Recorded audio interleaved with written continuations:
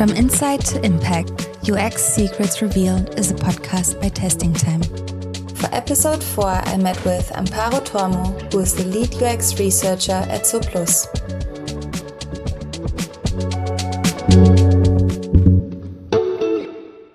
Hello everyone, this is our 4th podcast episode. I'm super excited. I'm in a completely different country this time. I'm in Spain, in Valencia, beautiful city, and I'm here with Amparo from Zooplus. Just to start off, I'm super excited about this episode because I'm a long-time loyal Zooplus customer. So thank you so much for being my guest today. Thank you so much. And well, I'm excited that you are a Zooplus customer, loyal one.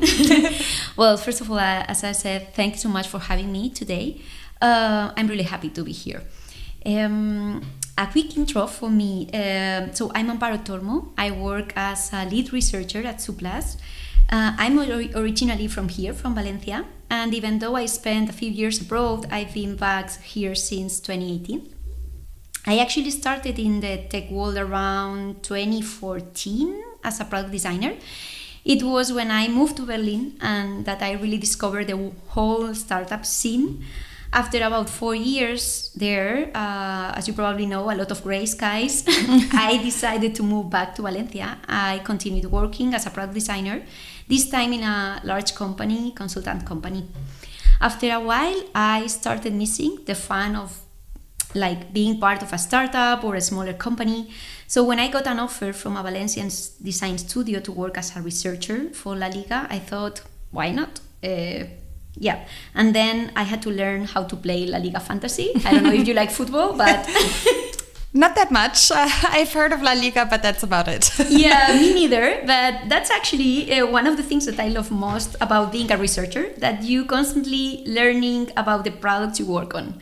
In this case, I had to learn how to work with this fantasy thing and how to play with that game.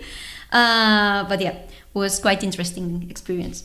After almost 4 exciting years at the studio, at this design studio, working for La Liga, I realized that I was missing working in a large, more international environment again. So I wanted to have more freedom to do research without having to convince a client every time to do research, because this is what's happening sometimes at these small studios. So I decided to move back into the product company. And a really good friend of mine by then, Jose, thank you Jose for this, who was working for Zooplus by then as a designer, told me that they were trying to find a researcher, and I had an interview, and then, well, lucky me, I got the role. I've been working for Zooplus 4 years already. Time flies. Yeah, Zooplus is this pioneer in pet supplies e-commerce Europe for 25 years. They are selling pet products and accessories, and it's a really huge product company that operates across 30 European countries. I work for Madrid actually, but the headquarters are based in Munich. So yeah, that's me. It's exciting.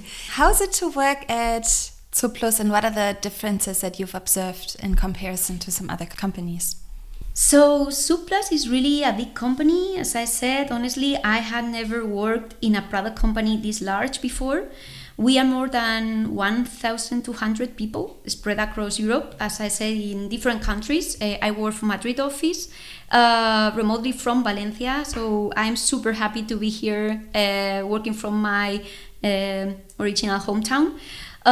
One thing I've realized as a researcher here is that a lot of the time you need to do quite a bit of desk research and connect dots within the proper company. Many times the data already exists somewhere.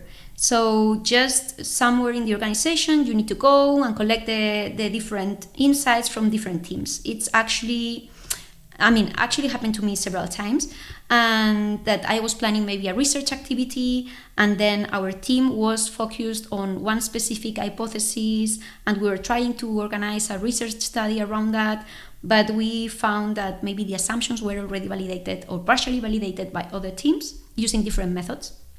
So that's quite interesting for me, and the main difference than working with other kind of companies. So instead of starting from scratch every time that you try to organize a research study, you always need to go somewhere and probably refine your assumptions afterwards and focus better on the unknowns that you still have. Yeah, that's the main, I would say, difference with other companies that I experience here. And how do you do it at Zooplus? How do you bridge the gap between collecting these user insights or user feedback and Zooplus' broader commercial goals? So one of the key challenges across the industry, I would say, and also, of course, including Zooplus, is bringing customer focus and commercial priorities together in a meaningful way. At Zooplus, our customers are increasingly at the center of how we think and how we work, although balancing that with commercial priorities is still an ongoing challenge. The way we've worked in the past and the relationship with POs and the business side has often been more focused on delivering features rather than really discovering what customers need, miss, or dislike. That said, this is starting to change. New POs are pushing for a shift in mindset, which is great, but still not easy to find the right balance between business requirements and customer needs. What we try to do as part of the experience design team is always frame problems from a customer perspective first and then connect that with the customer outcome. Sometimes that's easier, like said than done, especially when we are dealing with things like logistic costs, for instance. But in those cases, we always try to make sure that whatever solution we proposed doesn't negatively impact the customer experience.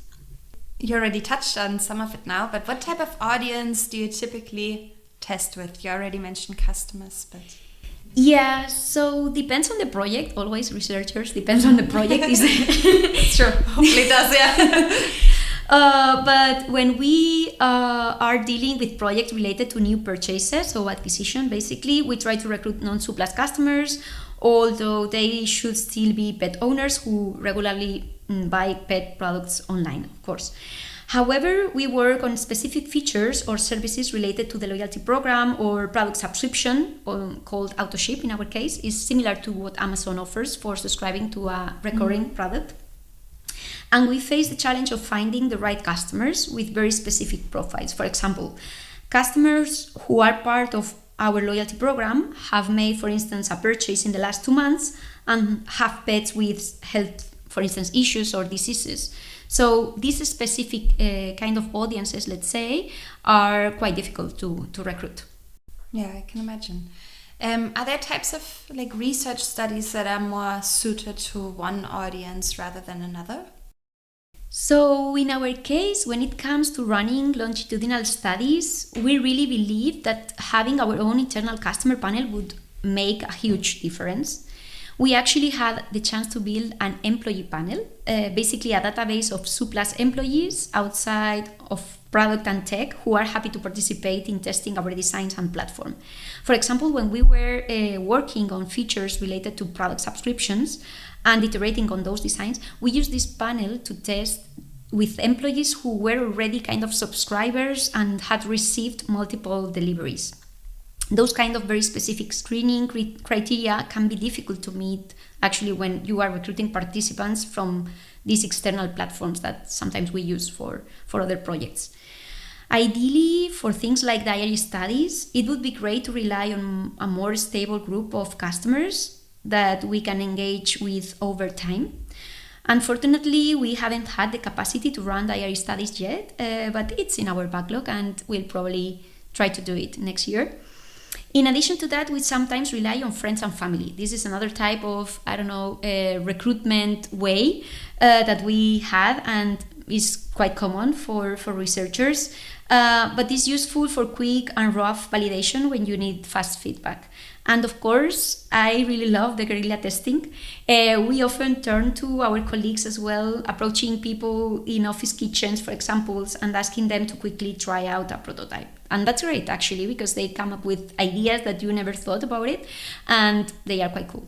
And of course, even though we always expect to meet customers and we enjoy talking to real customers, our employees are also real customers who are there buying products for their pets, so we can use them from time to time. That also makes You mentioned that you're building your own customer panel. What type of difficulties did you run into when starting that or when building that? And why would you say it's definitely still worth it to pursue it? So since I joined Zooplus, building a proper customer panel has been something I've always had in mind. I really believe it can make a huge difference, especially when you need very specific type of users, as I said before, right? Because that's the thing, when your research requires very specific profiles, external panels don't always deliver the best quality or the specifics that you need. Some participants become what we actually call professional testers, and people basically who are mainly there for the incentives, not because they genuinely use or care about the product. And actually I have a story about this. We were running a test through a platform. We needed real customers. So there was a guy who joined the call, and on paper everything looked fine. A few minutes into the session, I started feeling kind of off. I asked him a simple question about his experience, and his answer just didn't add up. I mean, he mentioned a feature that literally we were not offering in that moment at the platform. And that moment I was like, that's weird, but let's go. And after the session, I checked with the team, hey, could you check if this guy with this email and this name is part of our database?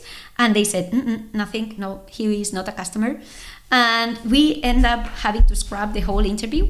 And I flagged it straight away, and the platform actually was replaced. And of course, they were kind of super committed to replace him and so on.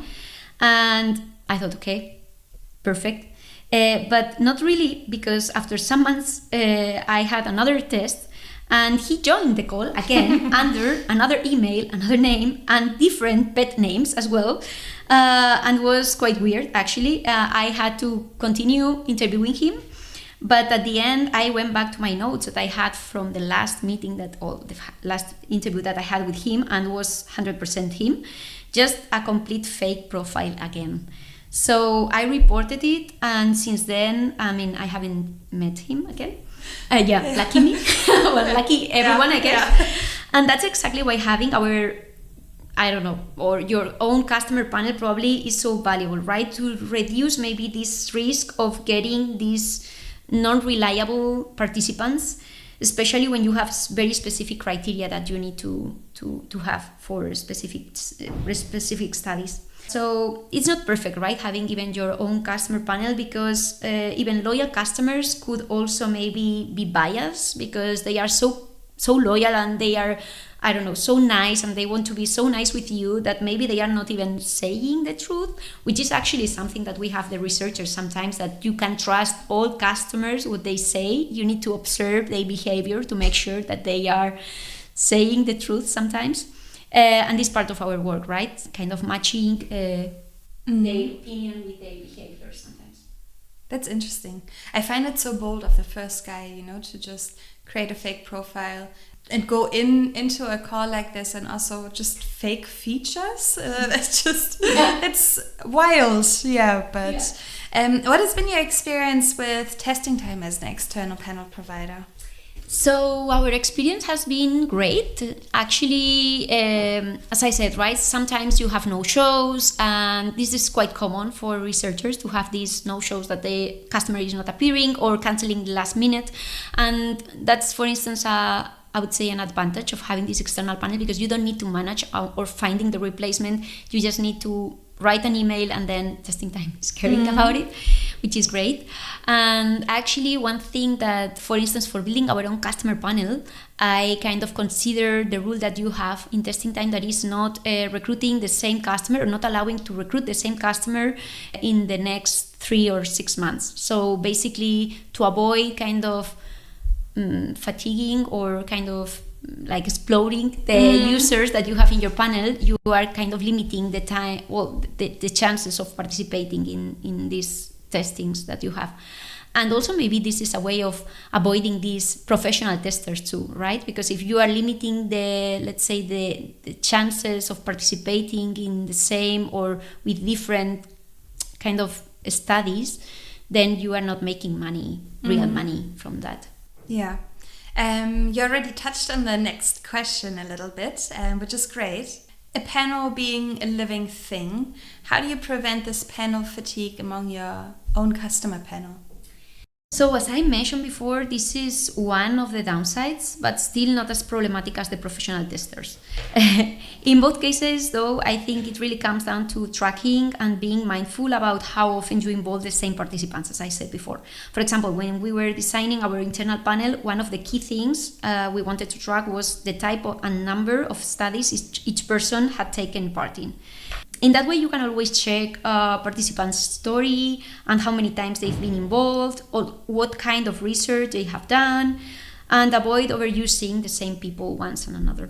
And testing time has the rules, so it's quite convenient, I would say, to try to avoid this. Okay. Can you share a high-impact research project where user insights directly influenced your UX strategy or your product strategy or design strategy, something like this? Sure, let me think. So there was one occasion, not long time ago, but kind of, when the product and business teams were considering removing one of the features our loyalty program has called zoopoints. Not sure if you are using them. Okay, cool. They collect them. So with every purchase, as you said, customers are collecting these and they are accumulating points, which later can be redeemed from a catalog of products to get something for free by using a certain amount of points. So in this case, we run a pilot in a small number of countries to understand the impact of removing it. We measure the CSAT before communicating the removal, during the phase when we stop awarding points and after fully stopping them. And the results were kind of wow. Showed a decrease in satisfaction around 15-20% more or less in the CSAT. And based on this result, we, of course, rolled back the decision, and zoopoints eventually became one of the main benefits of the new loyalty program that was later launched. I'm so happy to hear that you rolled this back, because I would have been super sad if you would have taken away my zoopoints. Yeah, I collect them, and I'm always so happy when I can redeem them. What measurable outcome did you observe? So, as I mentioned, the CSAT was our main metric to understand the impact on customers, but through the survey, we also included an open-ended question asking why they like the zoopoints feature. And that's where we uncovered a really interesting insight that we later used for our strategy.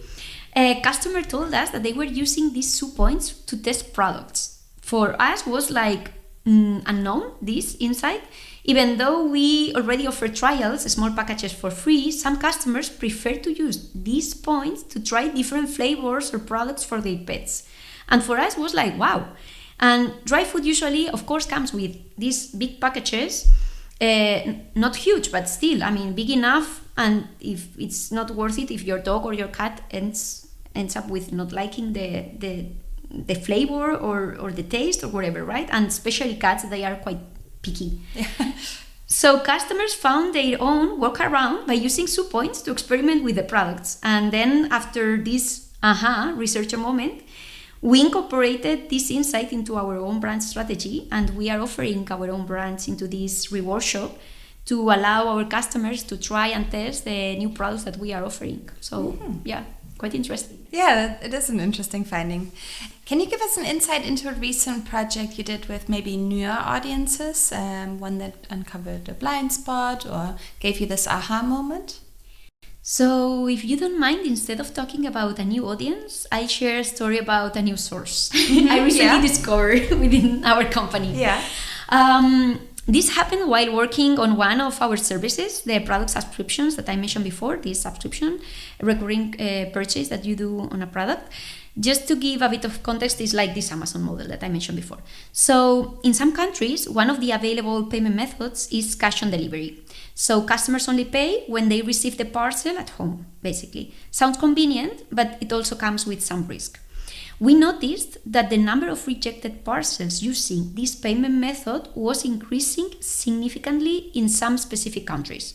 And the point where it came quite costly for business, and we were kind of worried. And we as researchers got the request as like, please try to understand why customers are rejecting these deliveries when they arrived at home. So we explored different ways to reach out to those specific customers. And we quickly ran into legal constraints because we couldn't contact them directly, and we tried to kind of build a survey that we could send by email to customers with subscriptions. So we end up with that. Our main hypothesis was quite straightforward, let's say, because people were not at home, and then that's why the delivery arrives and they were rejecting the parcels because we're not at home. But this was not the cause. Actually, the survey didn't help.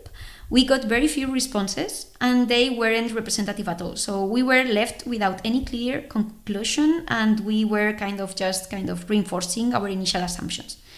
And then almost completely by chance, I reached out to a department called Last Mile, which is responsible for the final stage of the delivery. And that's where everything clicked, actually.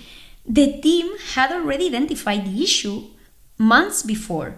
What was actually happening is that some customers, often resellers, were placing bulk orders across different platforms, and then when they kind of receiving the parcels, the first who was delivered were the ones accepted and the rest were rejected. So that was quite interesting because they were using cash on delivery, and of course they were not kind of risking any money from their side. It's just like ordering from different platforms and just receiving at home many of them and just rejecting the ones that were kind of off. What I really learned from this experience was about customer behavior, and even more relevant, the importance of internal knowledge. Sometimes the answers are already there within the company and you just need to talk to the right people. So now whenever I face a delivery related issue, the first thing that I'm gonna do is reaching this Last Mile team or other teams maybe dedicated to those specific things and not reinventing the wheel again. It must have been super frustrating to find that out as well, that these resellers they're doing that, profiting off of it, and you're trying to figure it out at the back end what's happening, why our customers are unhappy or something like this, Yeah. We mentioned it already before, but insights are only valuable if they also lead to actions. How do you build this culture of insight-based decision-making at Zooplus? And how do you get management support for your projects, especially when research suggests a difficult or costly change in direction? So, well, I feel like this is at the core of everything. So, excellent question.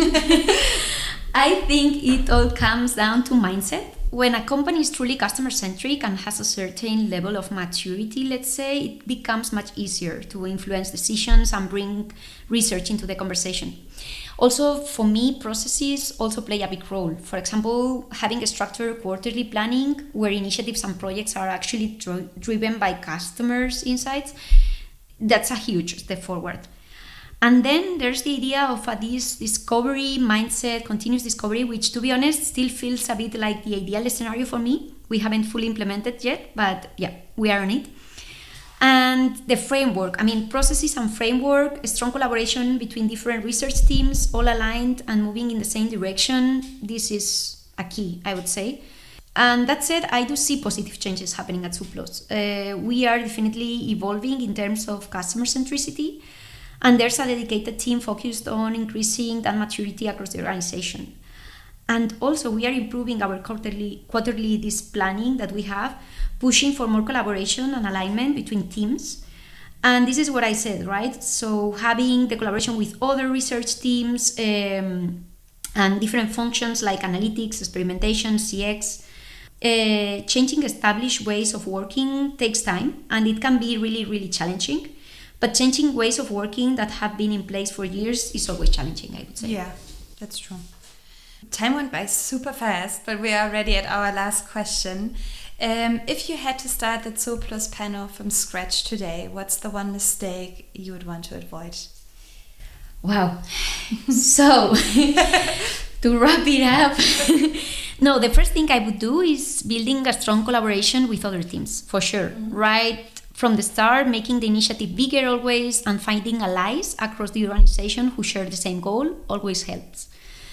One of the key things I've learned at Zooplus is this research is never a solo effort. There are many people across the company trying to answer different questions, and the more connections and relationships you build, the stronger and more valuable your insights become. Because at the end of the day, research as I said before, right, it's not just talking to customers. It's also about gathering knowledge from within the company, connecting the dots, making sense of all the information to turn it into actionable insights. The idea of working like a lone hero doesn't work, not in real life, and of course not in research. If you really want to understand the reality and generate this meaningful impact that we want to do, you really need collaboration with multiple teams. So for me, it's all about sharing the goal with others, I would say, working together through the challenges and also sharing the success when it comes. Okay, I think these are beautiful words to end the episode with.